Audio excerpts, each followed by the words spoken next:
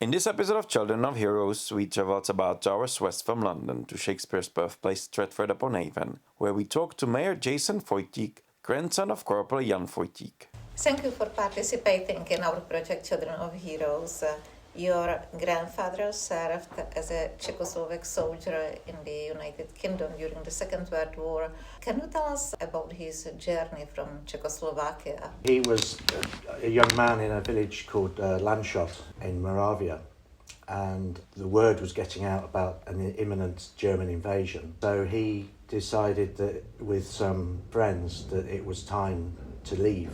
So they made quite a perilous journey across Europe to eventually reach the Middle East and then across North Africa.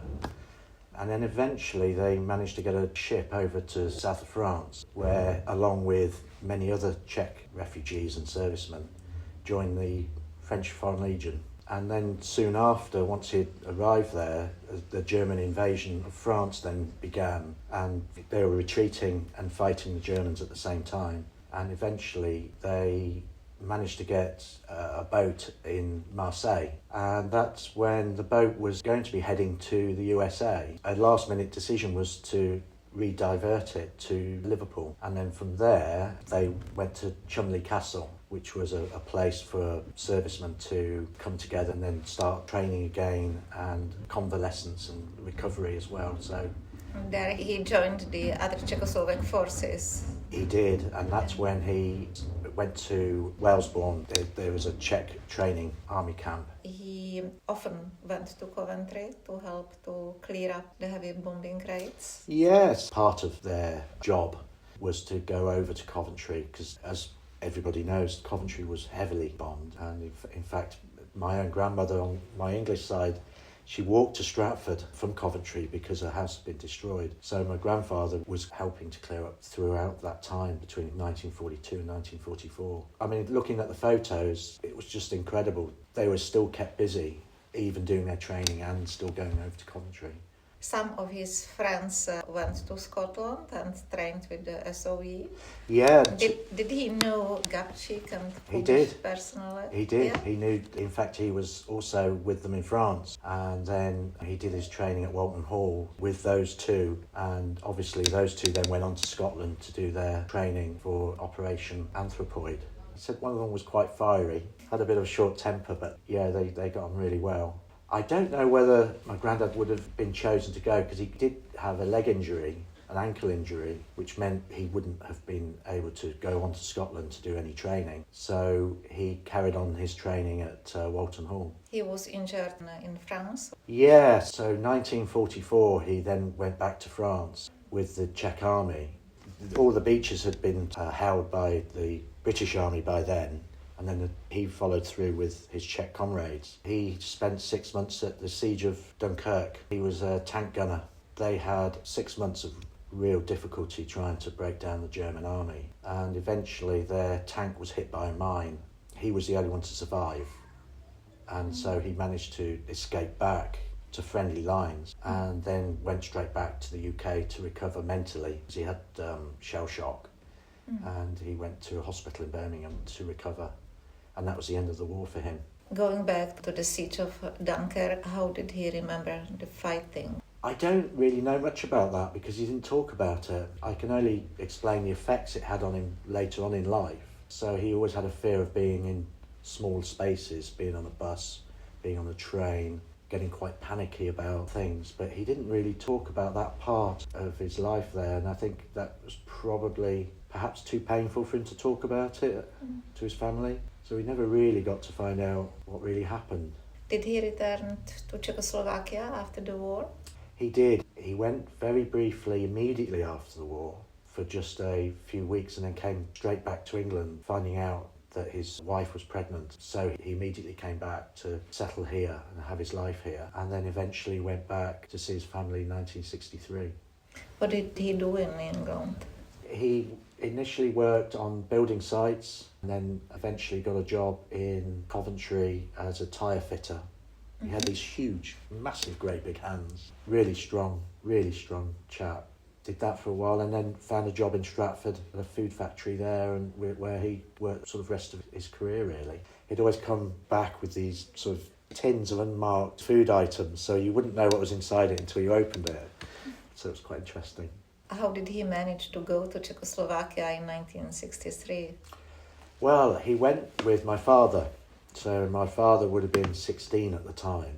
They got the boat over the English Channel and then got the train through Europe. And then from Vienna, they got the train directly to Wrocław. Mm-hmm. And then that's where his family greeted him. How was it for him? It was very, very emotional, very emotional. Yeah. All his family wanted to see him. They were kind of cheering him, and everybody wanted to see him. So they got to the village in Landshut.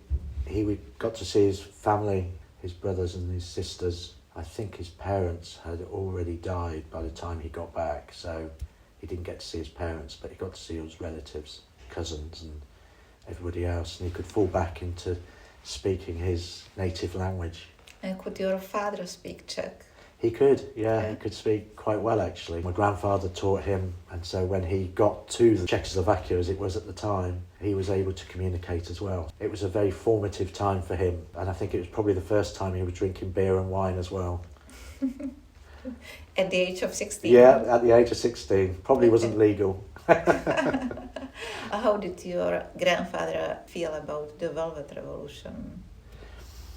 It was a wonderful thing, the Velvet Revolution. In 1989, in fact, I did the same journey with my grandfather across Europe on the train and then on to Vienna. And that's where one of his brothers that ended up settling in Austria was buried. So we went to see his grave. So it was myself and my grandfather. We then took the train over to Wrocław. And that was an interesting journey because it was still before the Velvet Revolution. It was in the August before the November. And that was still at a time when the guards changed on the train, door handles were removed, the guard dogs walking along the top of the train, and the thorough bag checks that took place, and the fear still that I could feel for my grandfather going in. But when the revolution actually did finally come in the November, immediately we were getting phone calls from family saying it's happening, we can see the demonstrations, we can see what's happening. And there were demonstrations not only in Prague but all over the country and lots of towns and cities everywhere. So it made him absolutely, he was delighted. And the following year we then went back to visit the family again under very different circumstances. What are your favourite memories of your grandfather? I remember the one when we used to go over in the 1980s to Landshut. Because he had these enormous hands, he was the best arm wrestler in the whole of the village. And even when he was doing this sort of, and where you kind of try and bend each other's hands back, nobody could ever beat him. All the youngest, strongest men in the village couldn't beat him. So that was a really lovely memory. But lovely memories in England as well of him taking us swimming as children, cycling to and from Loxley. His village is about 6 miles here from Stratford. So we used to always be cycling backwards and forwards with him as well. He was a very fit man. He was cycling until he was about 80 years old. So yeah, really lovely memories. You became the director of a local menswear company? Yes, 30 years ago, yeah. So I've always worked in menswear in Stratford, which was quite good for my grandfather because he always used to bring his suits in to get altered. Yes, so I became a director 30 years ago and the business is still going today, yeah. Did you like the job? Yeah, it's really good. It's just interesting how it's changed, how the business has changed, going from bricks and mortar more to the internet and things like that. But yeah, it's still a successful business in Stratford, so yeah, it's going well. And you also became interested in politics. Indeed, yes. So there always were discussions, from what my father and grandfather had told me, that my granddad was more of a conservative with a small c, and I think that was because of his dislike of communism. He wanted something more Western, more conservative. But as my father was growing up in the 1960s, he was more socialist, and veered more towards the British Labour Party. So when I was growing up, we used to have lots of political discussions. So I was very engaged at a young age, and then joined the Labour Party myself, and then wanted to make a difference in my local community in Stratford, and then was elected 10 years ago as a local councillor. And you are now the mayor? The mayor of Stratford, yes. Yeah, so in this birthplace of Shakespeare. What is your role in this position? What are your duties? So the mayor of Stratford's duties are mostly ceremonial. I am the chair of the council itself, so it has roles within the town, but mostly civic roles. They do have some local functions as well, but it's mainly to support groups in Stratford, voluntary groups and organisations in Stratford, and to bring the town together as its sort of first citizen, if you like. And it's a real privilege to be a Fojtik, having a Czech surname and Czech heritage as the first citizen of Stratford. So it's very humbling, and it's very important for my family, and I know my grandfather would be very proud. This is the council chamber, and as you can see over there, this is the board of previous mayors. So the board goes back to 1500s with John Shakespeare a little bit further down to there, and that's William Shakespeare's father, and so he was a previous mayor, so it's a real privilege to be on the same board as John Shakespeare. Do you think that your Czech heritage has a big impact on your life and on the life of your family? Enormous. It's had an enormous impact. You feel that you are slightly different as well because you've got that heritage. And I did experience some racism towards my grandfather because of his Czech accent in an English town. But he overcame that. You know, he's such a strong character that it didn't bother him, but it did bother other family members. But for me, the impact was huge, and it gave me the confidence to actually say there is difference, there's the heritage that can be celebrated, but we're also part of this community as well. There's something with that heritage that we can add to Stratford and to the civic life, you know, that we have here. And it made me a more determined person, seeing how my grandfather had to fight throughout his life, really, physically fighting as well as metaphorically to make his way in life as well as an adult. Your sister has written a beautiful poem about your grandfather. What inspired her? My father was a writer, and I think Jenny, even though she does her work and she loves her job, I think really she's an aspiring writer herself.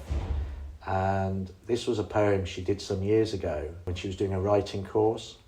And grandfather was an enormous influence in her life growing up, and my father as well. She was only 15 when our father died, so I think that had a big impact on her.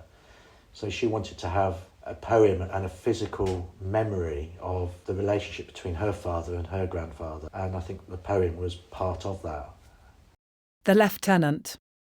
Chair legs squawked across the tiled floor as Dad jack-in-boxed nimbly to his feet, spine reaching keenly to the sun and height exaggerated by scarecrow hair.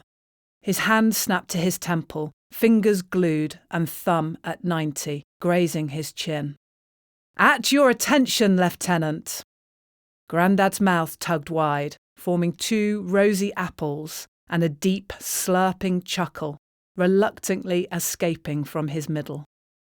Ducking coyly, he pushed the lunchtime air away with his huge worker's hands. "Don't be daft."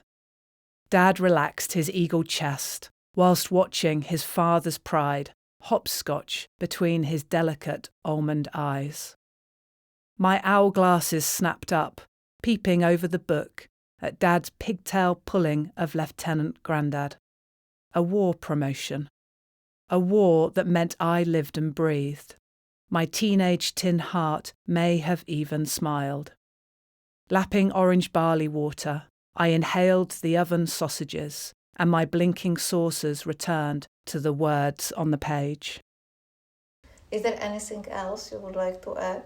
Just to say that having 3 wonderful daughters and our cousins, the connection between them, myself, and my father and our cousins and the generations in Landshut and Břeclav their connections are still there, and so we still have very strong bonds between each generation that's come through, and I think that's sort of testament to the grandfather coming over to the UK and the connections we still have 70, 80 years later. It's just wonderful, and I'll be going back to the Czech Republic very soon.